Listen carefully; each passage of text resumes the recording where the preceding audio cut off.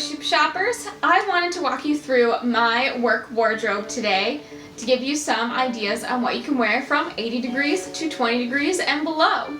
Just a reminder, I'm here in Detroit, Michigan, so these tips will not work for everyone in every location.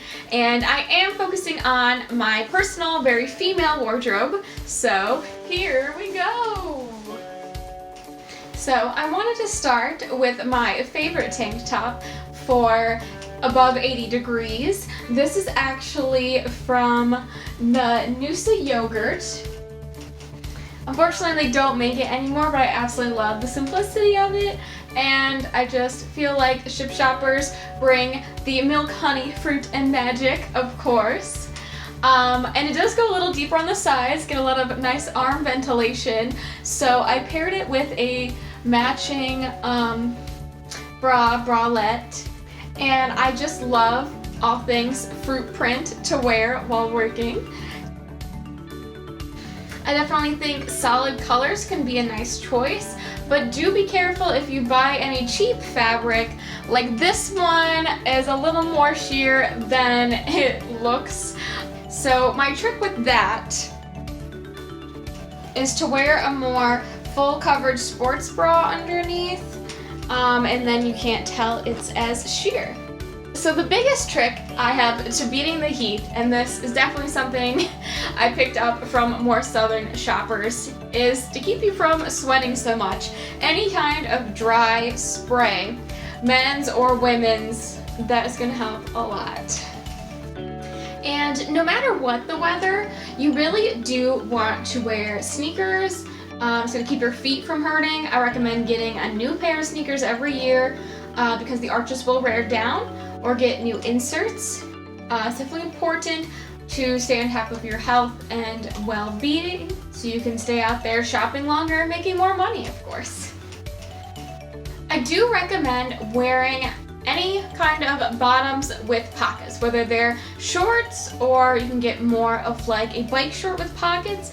But if you really want to wear a skirt or whatever you're wearing really doesn't have pockets, I've got a few tricks for you. One thing I wear a lot, because I don't always wear a Shipt shirt, is the Shipt Lanyard. This one I think is super cute in purple. And I can hook my phone right on here with what I have is a phone anchor. It just looks like a little tiddly bit coming out of my phone. But what it is kind of this sticky for the inside of your case, and you thread this through the outside, and you can just hook this to any lanyard. This has lasted me, I think, a full year of like 1,000 shops.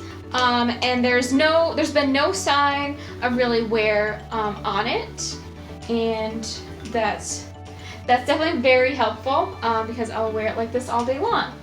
For my first year, I did have this little Shipt lanyard. So how this one works, it's pretty cool because it has a pocket. You can put your Shipt card right in there.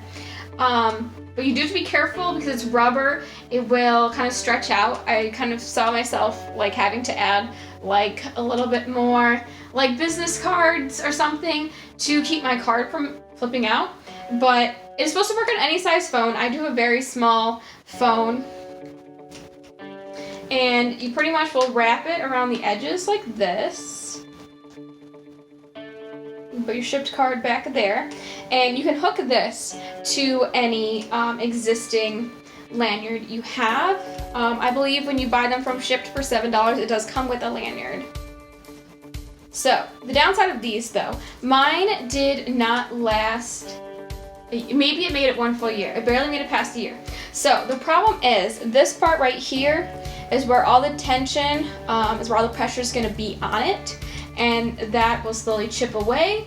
It's very easy, especially if you have larger phones. Like, there's not too much bend here, so pulling this on and off your phone.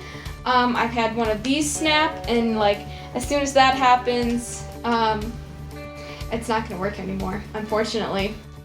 That's why I went with the phone anchor after that broke.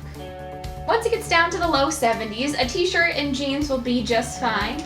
Or I really like my light athletic leggings with pockets, of course. And once it gets down to 60 degrees, you'll want to pull out your Shipt hoodie. And have jeans or thicker leggings. And if it's sunny, I will usually just wear a long sleeve t-shirt under my Shipt shirt, and then I'm good to go. So 50 degrees is where it starts to get tricky. So it's gonna be too cold for just the jacket, but it's too warm for the full winter coat. So you gotta work those layers. Something like a rain jacket. I have this nice one with lots of pockets. I'll usually wear a long sleeve shirt under this. You can layer up like the jackets and a heavier jacket. Those will work really well. And I will start wearing hats more. At 40 degrees is where it starts getting serious. I'm wearing my winter coat. Under all of my jeans, I'm wearing warm leggings or doubling up on pairs of leggings. I'm wearing my hat more often, and if my hair's up, I'm going to be wearing like a warm headband to cover my ears. I will have pulled out all of my fuzzy socks and be wearing those more often with my shoes. And if it's rainy, I'll be wearing boots. I have another video about shopping in the rain if you're interested in that. You won't need gloves just yet, but you will want to dress warmer under your coat. So I have some favorite sweaters. This one's from Old Navy. Nice and cozy. And if I'm wearing any V-necks, a lot of my long sleeve shirts are V-necks right now. I'll be wearing a scarf with those. I'm wearing, warmer socks in my boots more often.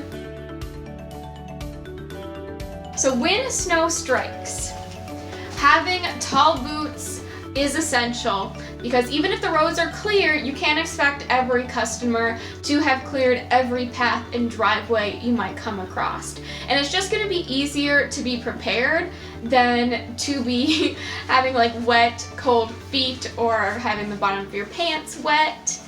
I have tall boots. They're lined on the inside here. So I will not need to wear warm socks with these.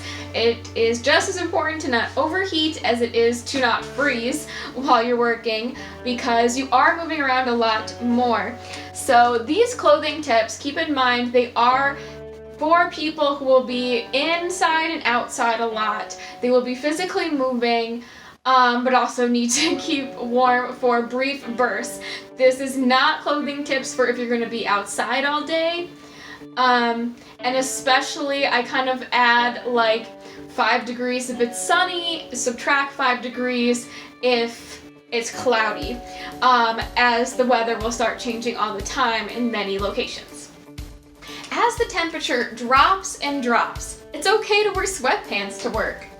I have these with a nice Sherpa lining inside. Now, most cold days, I will change into these after work, but I will not wear these outside unless it's like below 20 degrees. These will be way too warm.